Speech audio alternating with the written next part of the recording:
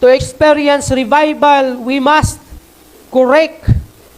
Kinahanglan tang i-correct any wrong mindset, perspective, or attitude. Kinahanglan kang koreksyonan kung sayop man ang imuhang mga panghuna-huna.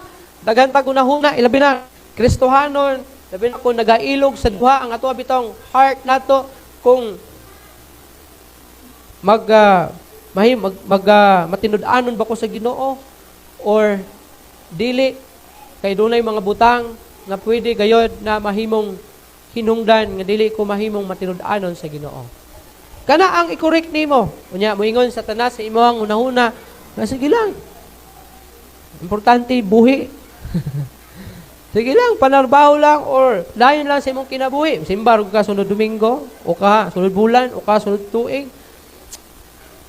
Igsoon, kinahanglan nimong ipakorek ka na sa Ginoo ng mga panghunahuna. Kay sayop siya nga mga panghunahuna o sayop siya nga mga kinaiya. Ingon pa ang versikulo 30, unsay gingon diri ah. Then Elijah said to the people, "Come closer to me. Duol kamo kanako." And they all gathered around. He said about repairing the altar of the Lord which has been torn down. Igsoon, basin naguba na ang imong altar diha sa Ginoo.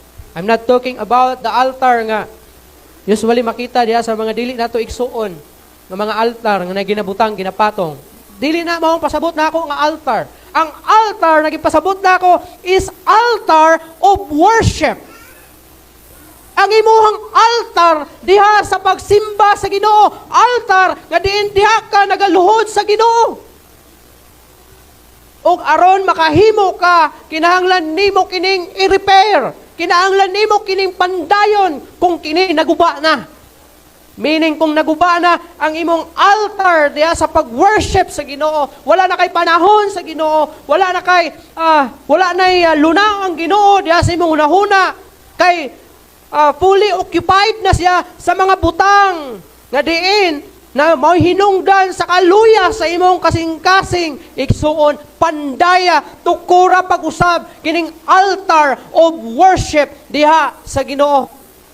Kay mao kini ang pamaagi para ikaw muginhawa pag-usab diha sa imong espirituhanong bahin sa imong kinabuhi. Ha? Si Brad Gamer katong niaging semana nga nagluya siya wa sa kasimba. New Year siguro to.